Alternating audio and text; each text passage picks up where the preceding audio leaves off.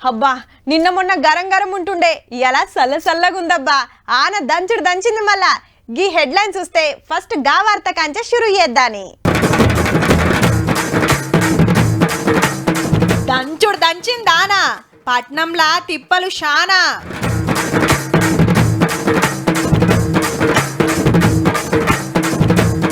పొద్దుగాలనే వేసిండ్రు ప్రచారం పొద్దుముక అంతా ఆగమాగం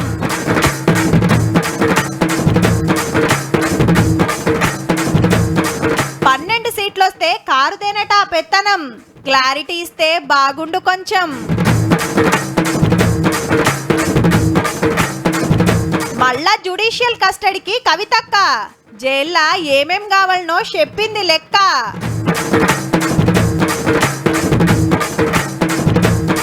ఇంకో 93 సీట్లకు ఓట్లు ఏ పార్టీకి వస్తాయో సీట్లు ఫ్యాన్ కిన వారెత్తు 4వ నెంబర్ ఉండి పాడైంది 5వది పెడితే ఏమైందో అరే కూలర్ ముంగట నువ్వే కూలబడితే ఇక మాకేడ గాలి వస్తుందిరా వారి చల్ జరగటు మమ్మీ డాడీకి చెప్పి ఏసీ పెట్టి వచ్చు కదా మమ్మీ మస్తు ఉబ్బరిస్తున్నది బిందెలకు బిందెలు నీళ్లు తాగుతావు గాని 2 బాటిల్ నింపి ఫ్రిడ్జ్లో పెట్టడానికి చేతులు నొస్తాయిరా ఇగో గిట్లుంటుండే ఓ 2 నెలల కాంచి హౌ మరి ఎండలు చిన్నగా గొట్టి పాడాయినాయి అబ్బా ఇయాలంతా కూల్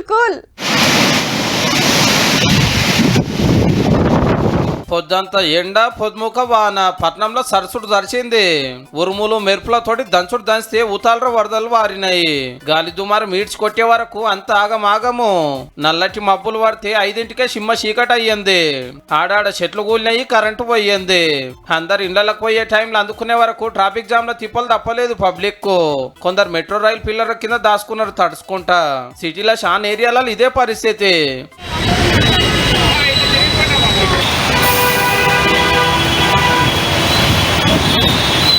అమీన్పూర్ పెద్ద చెరువులో చూడండి వరద ఎట్లున్నదో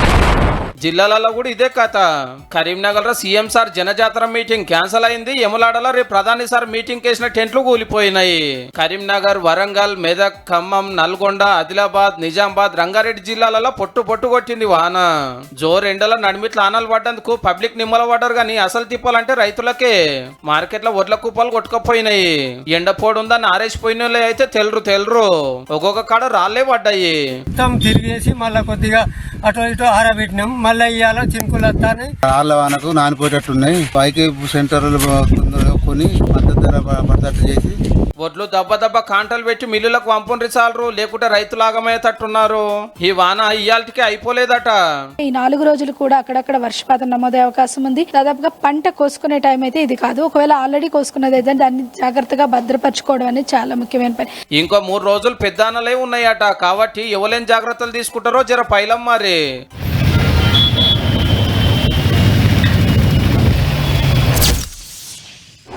జోరెండలాయే అచ్చినోళ్లకు సల్లగుండాలని పెద్ద టెంట్లు వర్షిండ్రు పెద్ద ఫ్యాన్లు ఆడాడ కూలర్లు పెట్టిండ్రు దూపైతే తాగుతానికి నీళ్లు సకల సౌలతులు వేసిండ్రు మీటింగ్ కోసానికి ఇంకో గంటన్నరైతే చాలైతుండే హైదరాబాద్కి వెళ్ళి సీఎం రేవంత్ రెడ్డి సార్ వచ్చి మాట్లాడేది ఉండే ఇంతల్నే ఇగో గింత పనైంది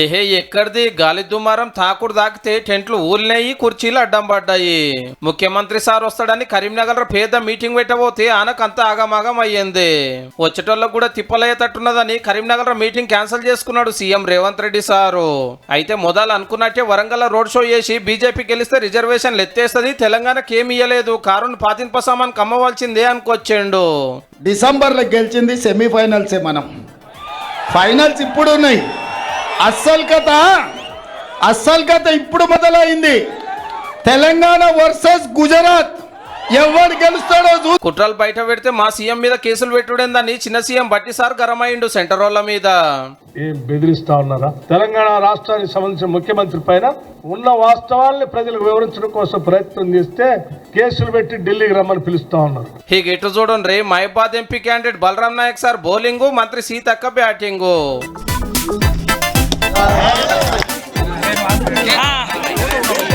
అటెంక కాంగ్రెస్ కోటేయాలని ప్రచారం చేసిండ్రు బీజేపీకి బీఆర్ఎస్ కి వేస్ట్ అలా కేసినా ఏం లేదు, ఉన్నది రిజర్వేషన్లు ఎస్సీ ఎస్టీ బీసీలు అన్ని తీసేస్తాడు మోడీ. కొత్తగూడెంలో Khammam MP candidate Raghurama Reddy sir bat పట్టి నాకే ఇమ్మతీయాలని కోరిండు ఓటర్లను. హుస్నాబాద్ లో మంత్రి పొన్నం సారు పొద్దుగాలనే పండ్ల పూలు వేసుకొని పబ్లిక్ లా తిరిగి అటెంక కార్యకర్తల మీటింగ్ పెట్టిండు. టీఆర్ఎస్ పార్టీ 3016 రూపాయలు ఇవ్వలేదు, ఒక్క డబుల్ బెడ్రూమ్ కూడా ఇవ్వలేదు, ఇక్కడ దళిత బంధు ఇవ్వలేదు, బీసీ బంధు ఇవ్వలేదు. చేవెళ్లలో రంజిత్ రెడ్డి సార్ ఇంటింటి ప్రచారము, మెదక్ల నీలమ్మ సారు రోడ్ షో చేస్తే భువనగిరిలో కిరణ్ కుమార్ రెడ్డి సార్ గెలిపియాలని కరువు పని చేసిండు నకరేకల్ ఎమ్మెల్యే వేముల వీరేశన్ సారు. ప్రచారానికి ఇంకో 4 రోజుల టైమే ఉంది కాబట్టి కాళ్ళకు గిరికలు కట్టుకొని తిరుగుతురు అన్నట్టు.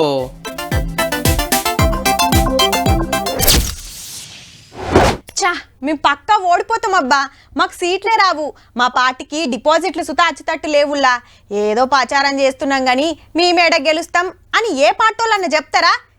సవ్వాలే లేదు, పక్క గెలుపు మాదే, సీట్లు మాయే అని స్పీచ్లు దంచుతారు. అప్పుడే కదా కార్యకర్తలకు హుషారొచ్చేది, పబ్లిక్ లా ఇంత పతార పెరిగేది.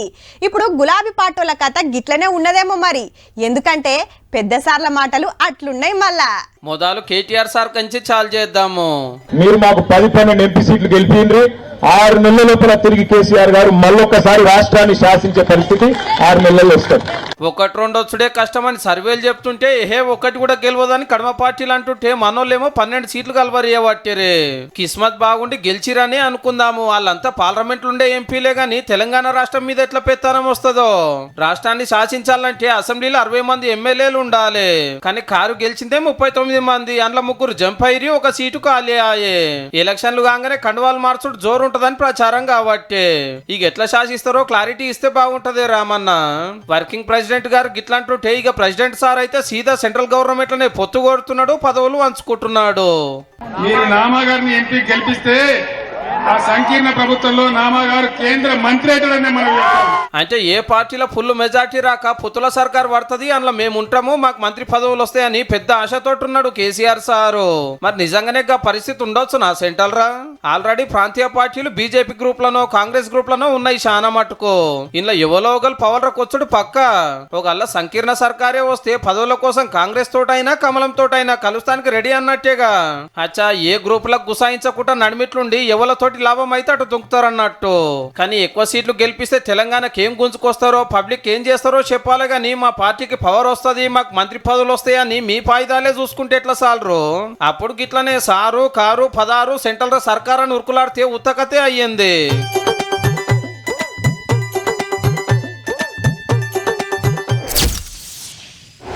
మళ్ళేమామా నీకు వచ్చిందానే మెసేజ్?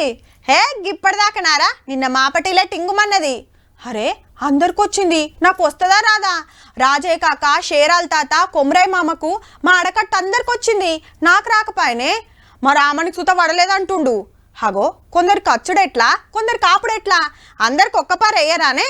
ఇగో గిట్లున్నాయి ఊర్ల పొంట రైతు భరోసా ముచ్చట్లు. అయితే రైతుల ఫోన్లు టింగు టింగు అని మూత మోగుతుంటే నడుమిట్లా సప్పుడు బంద్ అయింది. ఎవరు కంప్లైంట్ చేసిండ్రో ఏమో మరి. ఓట్లొచ్చేదాకా రైతు భరోసా పైసలు వేయొద్దని ఆర్డర్ వచ్చింది ఎన్నికల సంఘంకి వెళ్ళి. రాత్రి సంధియాల పగటిల దాకా వచ్చిన వాళ్ళకి వచ్చినట్టు, రానోళ్ళకి సోమవారం తర్వాతనే. ఇప్పటికే ఆలస్యమైందంటే ఇట్లా కొంత ఆలస్యం. 9 తారీఖు లోపల అందరికి వేస్తామని సీఎం సార్ చెప్పి రూల్స్ తప్పిండడానికి వచ్చింది ఈసీ. మొన్న 5 ఎకరాల లోపున్న 65 లక్షల మందికి 5,500 కోట్లు వేస్తే ఇప్పుడు ఆ మీదున్న 4 లక్షల మందికి 2,000 కోట్లు పడుతున్నాయి. అట్లనే మునుపు అకౌంట్లు చక్కగా లేక రానోళ్ళకు కూడా ఇప్పుడు వస్తున్నాయి. మొత్తం 69 లక్షల మంది రైతులకు రైతు భరోసా సుక్తా అవుతున్నట్టు.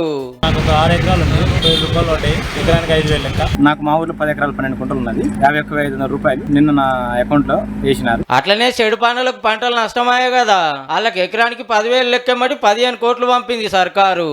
పాత గవర్నమెంట్ చేసిన అప్పులు కట్టుకుంటేనే పథకాలు ముంగడికి తీసుకుపోతున్నామని వీళ్ళు చెప్తుంటే కేసీఆర్ సార్ ఏమో అంత నా గొప్పతనమే అనబట్టే. కేసీఆర్ బస్ ఎక్కిండు కాబట్టి, కాలు ఇరిగిపోయినా కుంటున్నా బస్ ఎక్కి గర్జన చేసిండు కాబట్టి రైతు బంధు పడతా ఉంది. కానీ మీరు ఫామ్ హౌస్లు ఉన్నప్పుడే 64 లక్షల మంది రైతులకు 5,500 కోట్లు పడ్డాయి కదా సారు. అంటే సార్ ఒక్కడే కొట్లాడి తెలంగాణ తెచ్చింది ఎంత నియమో, సార్ బస్ ఎక్కినందుకే రైతు భరోసా పైసలు పడుతుంది సుత అంతే నియం.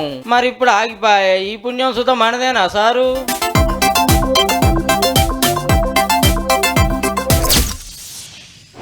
నిన్ననే ఢిల్లీకెళ్లి పార్టీ అధ్యక్షుల వారు 3 రాష్ట్రాల ముఖ్యమంత్రులు వచ్చి ప్రచారం చేసిపోయిండ్రు బీజేపీని గెలిపియాలని. మళ్ళా రేపు ప్రధానమంత్రి మోడీ సారు రాబోతున్నాడు. తెలంగాణకెళ్ళి ఎక్కువ సీట్లు పట్టుకోవాలని పెద్ద పిలానే వేసిండ్రుల్లో వచ్చుడు 2-3 సభలు పెట్టుడు పడని పార్టీలను అరుచుకునుడు జోరుగా నడుస్తుంది. ఇంతకు ఇయాల్టి ప్రచారం ఏందో అరుచుకుందాం పాండ్రి. సికింద్రాబాద్ లో కిషన్ రెడ్డి సారు, హైదరాబాద్ లో మాధవిలత మేడం, మహబూబ్ నగర్ లో డీకే అరుణమ్మ, వరంగల్ లో ఆరూరు రమేష్ సారు, జహీరాబాద్ లో బీబీ పాటిల్ సారు, చేవెళ్ల కొండ విశ్వేశ్వర రెడ్డి సార్ రువ్వడు చూపిస్తున్నారు ప్రచారంలా. కరీంనగర్ లో 2 కార్పొరేటర్లకు లీడర్లకు కమలం కండువా కప్పిండు Bandi Sanjay sir. Sitting MP Arvind sir Nizamabad లో తిరుగుడే తిరుగుడు. కాంగ్రెస్ ఓటేస్తే ఈ దేశంలో తాలిబాన్ మిలిటెంట్లు, ISIS టెర్రరిస్టులు వాళ్ళు రాజ్యం వెళ్తారు. మెదక్ల రఘునందన్ సార్ రోడ్ షోకు తమిళనాడు బీజేపీ అధ్యక్షుడు అన్నామలై సార్ వచ్చి తాప మాకు 400 సీట్లు పక్కా అనబట్టే.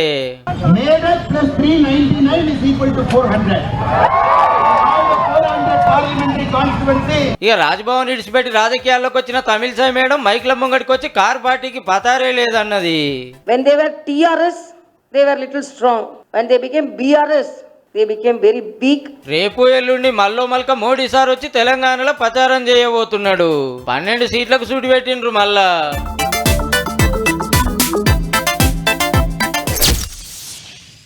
భారత రాష్ట్ర సమితి MLC Kalvakuntla Kavitha judicial కస్టడీని review revenue న్యాయస్థానం పొడిగించింది. ఇవాళ్టితో కస్టడీ ముగియడంతో న్యాయమూర్తి ఎదుట హాజరుపరిచారు అధికారులు. వారం రోజుల్లో కవితపై ఛార్జిషీట్ దాఖలు చేయనున్నట్టు కోర్టుకు విన్నవించారు ఈడీ అధికారులు. షానొద్దుల కోర్టుకు తీసుకొచ్చారు కవితక్కను. ఇన్ని రోజులు జైల్లోనే ఉండే, ఇయ్యాల లోకాన్ని చూసే ఛాన్స్ వచ్చిందన్నట్టు మెడల రుద్రాక్ష మాలేసుకున్నది. మందుదందా కేసులు అరెస్ట్ అయితే జై తెలంగాణ అనుకుంటా కోర్టు లోపలికి పోయింది. చదువుకోవటానికి 10 పుస్తకాలు కావాలి, నన్ను కలుస్తానికి మా ఇంటి వాళ్ళకి 10 నిమిషాల టైం ఇవ్వాలని కోరింది. మా పెన్మిటి భోజనం తీసుకొస్తే అందరు చెకింగ్ చేసే వరకు ఖరాబ్ అవుతుంది, ఒక్కలే చెకింగ్ చేయాలని కోర్టుకు చెప్పుకున్నది కవితక్క. సిబిఐ ఈడీ లాయర్లు కోరినందుకు 20 తారీఖు దాకా జ్యుడిషియల్ కస్టడీలోనే ఉంటది. రేవన్న లాంటి వాళ్ళని వదిలేసి వాళ్ళని దేశం దాటించి వాళ్ళంటి వాళ్ళని అరెస్ట్ చేయడం చాలా అన్యాయం. బెయిల్ పిటిషన్లు నిన్ననే కోర్టు కొట్టేసింది కాబట్టి ఇక హైకోర్టుకు పోయే ఆలోచనలు ఉన్నారు. ఢిల్లీలో మందుదందా కోసానికి ఆ పార్టీకి 100 కోట్లు ఇచ్చిందనే కేసులు అరెస్ట్ అయ్యి 50 రోజులు దాటింది. జైలుకు పోయి 40 రోజులు అయ్యింది. ఎంత కోట్లన్నా బెయిల్ వస్తలేదు, ఏడ ఫాయిదా అయితలేదు. ఇదే కేసులో జైలున్న ఢిల్లీ సీఎం కేజ్రీవాల్ సార్ కూడా బెయిల్ దొరకలే. ఎన్నికల ప్రచారం చేసేది ఉన్నదని దరఖాస్తు పెడితే బయటికి పోయి సాక్ష్యాలు మాయం చేస్తాడని ఈడీ అడ్డం పడ్డది. ఇక ఇద్దరు కూడా ఎలక్షన్లకు దూరమైనట్టే.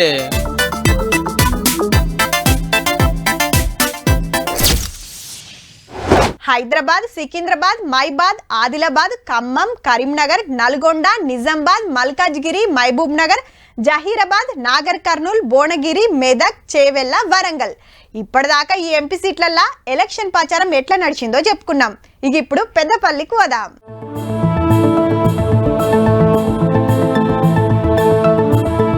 కోల్బెల్ట్ ఏరియాలో కలెదిరుగుతున్నాడు Peddapalli Congress MP candidate Vamsi sir. ఇవాళ శ్రీరాంపూర్ లో ఎర్రన్నలతో కలిసి గేట్ మీటింగ్లు పెట్టి హామీలు ఇచ్చుడు, ఒక్కొక్కరు దానికి పోయి తిప్పలు తెలుసుకున్నాడు, అవతలి పార్టీలను అరుచుకుని నడిచింది. భూతల్లిని అమ్ముకున్నారు, ఇసుకను అమ్ముకున్నారు, భూ కబ్జాలు చేసుకున్నారు, దళిత బంధు అని చెప్పి వాళ్ళే తీసుకున్నారు. ఇక చెన్నూరులో ఎమ్మెల్యే వివేక్ సార్ రువ్వడి పెంచిండు ప్రచారంలో. పబ్లిక్ ను కలుస్తుండు, కార్నర్ మీటింగ్లు పెడుతుండు, కరువు పనుల కాడికి పోయి మందలిస్తున్నాడు. కొన్ని సొంత ఇల్లు కట్టుకోనికి 5 లక్షల రూపాయలు మీ అందరికీ కూడా వస్తుంది. ఆల్రెడీ 3500 ఇళ్లకు శాంక్షన్ వచ్చింది. ఈ ఎలక్షన్ కోడ్ అయిన తర్వాత మీకు మీ ఇల్లు వస్తాయి. బెల్లంపల్లిలో వినోద్ సార్ కాంగ్రెస్ ను గెలిపిస్తానికి ప్రచారం చేస్తుంటే గోదావరికంలో MLA Makkan Singh Raj Thakur sir morning walking పోయి పబ్లిక్ ను మందలిచ్చిండు. సారోళ్ళింటే మనాలి మేడం రామగుండంలో ప్రచారం చేస్తుంది చెయ్యికి చెయ్యి కొట్టాలని. పెద్దపల్లి పార్లమెంట్ నియోజకవర్గంలో ఉన్న ఎమ్మెల్యేలంతా ఎవరు ఇలాకాలాలు జోరు చూపిస్తున్నారు ఓట్ల టైం దగ్గర పడుతుండే వరకు.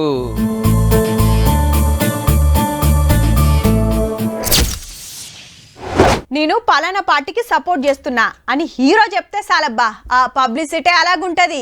గా క్యాండిడేట్ మంచోడు, గెలిపిస్తే మీకు సేవ చేస్తాడని ఓ సెలబ్రిటీ చెప్పిండంటే ఇక నేను గెలిచినట్టే అని ఫీల్ అవుతారు నిలబడ్డోళ్ళు. సార్ జర ఈలు చూసుకొని ఓ మలక ప్రచారం చేసి రాదు అని బతిమలాడుతుంటారు కూడా. అయితే ఒక లీడర్ సార్కు 5-6 హీరోలు పొల్లు ప్రచారం చేస్తున్నారబ్బా. ఇంకా కొందరేమో సోషల్ మీడియాలో పోస్టులు పెడతారు ఆ మనిషికే ఓటేయాలని. ఎందుకంటే ఆ లీడరు యాక్టర్ కూడా మరి. అవునా ఎవలైనే అని మీరేం ఎక్కువ సోచాయించకురి, మేమే చెప్తాం గాని. జనమే జయను నమ్మే జనసేనాని ఏమి చేయగలడో చూడాలంటే మీరు పిఠాపురం ప్రజలు కళ్యాణి గెలిపించాలి. నా తమ్ముడిని గెలిపియాలని అన్నయ్య ఇంట్లోండే ఆవాజ్ ఇచ్చిండు గాని కొనిదెల వారి బలగం అంతా పిఠాపురంలో ఎన్నడో దిగింది. తమ్ముని కోసం చిన్నాన్న నాగబాబు సారు, మరిది కోసం చిన్నోదిన పద్మజమ్మ, బాబాయ్ కోసం అబ్బాయి వరుణ్ తేజు, మేనమామ కోసం అల్లుళ్ళు సాయిధరం తేజు, వైష్ణవ్ తేజు, ఇట్లా హీరోలంతా పిఠాపురంలో అడ్డా పెట్టిండ్రు, ఒక రామ్ చరణ్ సార్ తప్ప. మనిషికో మండలం గుత్తబట్టి గాజు గిలాస కోటయ్యాల జనసేన అధ్యక్షుడిని అసెంబ్లీకి పంపాలని కాళ్ళ గిరికలు కట్టుకొని తిరుగుతున్నారు, షూటింగులు గీటింగులు బంద్ పెట్టి.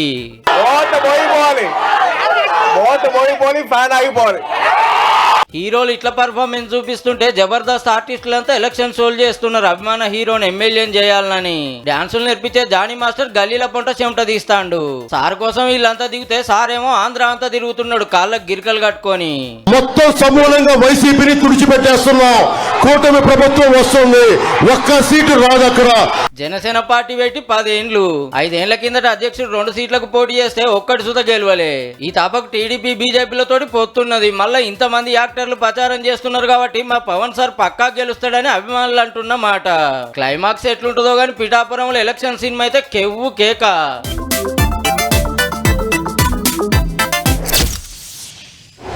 ఇంకో 5 రోజులు ఉన్నదుల్లా ఏలుకు ఇంకంటించుకుంటానికి 17 సీట్లల్లా ఎవరెవరు పోటీ చేస్తున్నది పబ్లిక్కి తెలుసు.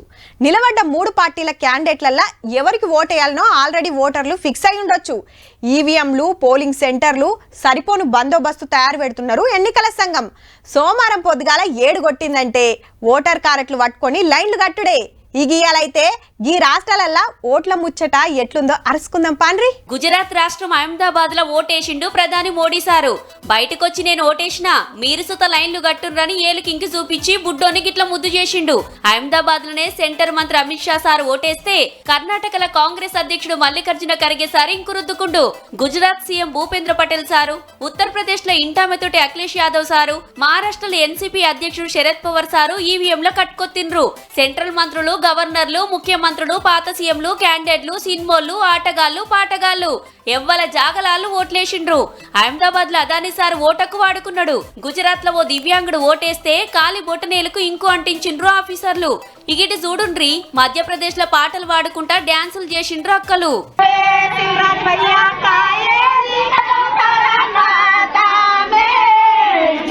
పొద్దుగాల 7ంటికే లైన్లు కట్టిండ్రు ఓటర్ కారెట్లు పట్టుకొని.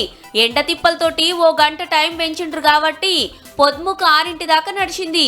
గుజరాత్ లో 25, కర్ణాటకలో 14, మహారాష్ట్రలో 11, ఉత్తరప్రదేశ్ లో 10, మధ్యప్రదేశ్ లో 8, ఛత్తీస్గఢ్ లో 7, బీహార్ లో 5, అస్సాంలో 4, బెంగాల్ లో 4, గోవాలో 2, ఇట్లా 11 రాష్ట్రాలలో 2 కేంద్ర పాలిత ప్రాంతాల్లో మొత్తం 93 సీట్లకు ఓట్లు పడ్డాయి. ఫస్ట్ 102, సెకండ్ 88, ఇయాల్టీ కలిస్తే 293 సీట్లకు ఓట్లయినట్టు. ఇంకో 250 నియోజకవర్గాలుంటే మనకడ సోమవారం నాడు పోలింగ్. ఒకప్పుడు ఓట్లకు పోతురంటే కాళేశ్వరం చుట్టే నడిచేది ప్రచారం అంతా. బయటి రాష్ట్రాల నుంచి పబ్లిక్ ను బస్సులలో తీసుకొచ్చి చూపించుకునేది. ఎంత చక్కటి ప్రాజెక్టు కట్టినమో చూడురని టూరుకు పోయినట్టే పోయేది మన తాన లీడర్లు సుత. ఇక మేడిగడ్డల పిల్లర్లు గుంగిన కాంచలి ఆ ముచ్చటే ఎదుతలేరు బీఆర్ఎస్ పార్టోళ్ళు. అవును, ఇంతకు ఎంక్వైరీ చేస్తానికి కమిటేష కదా నుల్లా, అసలు ఏం దాకొచ్చిందో అరుసుకుందాం పాండ్రి.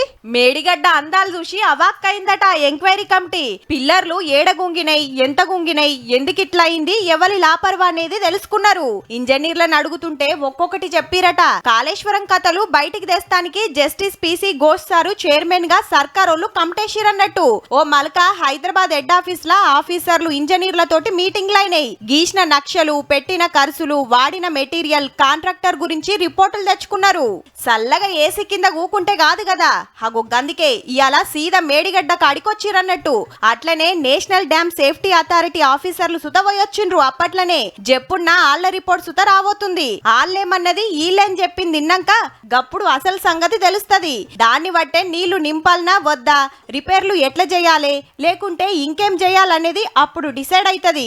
కానీ 1,00,000 కోట్లతోటి కట్టిన కాళేశ్వరం ప్రాజెక్ట్ల 4 గంటలకే మేడిగడ్డకు పగుళ్ళు, అన్నారం కాడ బుంగలు పడ్డాయంటే ఎంత బందోబస్తు కట్టిర్రో చూడుర్రిగా.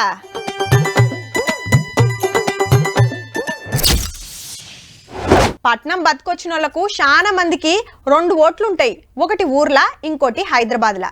సర్పంచ్ ఎన్నికలకు ఆడ ఓట్లేస్తారు, అసెంబ్లీ ఎన్నికలప్పుడు ఈడ ఓటేస్తారు. కుదిరితే ఊరికి పోయి కూడా ఈవీఎంలా కట్టుకొత్తొస్తారు కొందరు. మున్సిపల్ ఎన్నికలల్లో ఈడ, ఎంపీటీసీ జెడ్పీటీసీ ఎన్నికల్లో ఊర్లో ఓట్లేసుడు నడుస్తుంటది. గసొంటి గుర్తుపట్టి 17 ఎన్నికల సంఘపోళ్ళు తీసేస్తూనే ఉంటారు. అట్లా కూడా దొంగోట్లు వేసేటోళ్ళు వేస్తూనే ఉంటారు. కానీ గీళ్ళ ముచ్చటైతే చిత్రమే.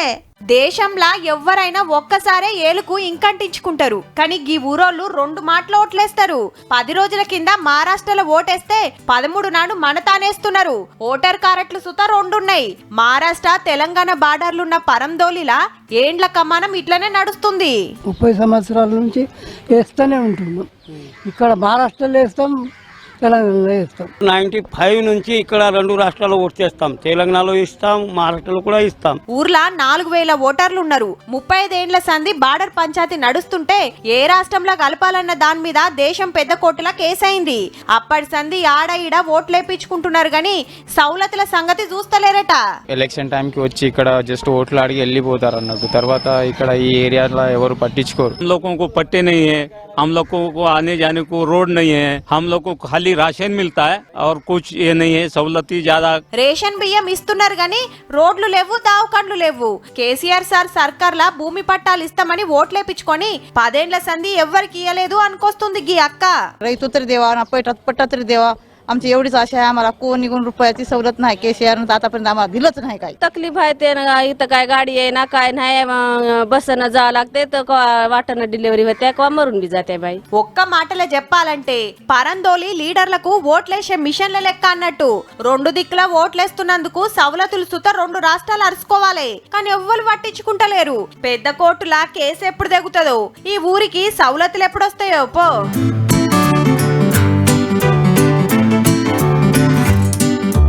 చూసిండ్రు కదా, ఇక ఇవ్వుళ్ళ ఇయాల్టి తీన్మార్ వార్తలు ఉంటామల్లా. నమస్తే.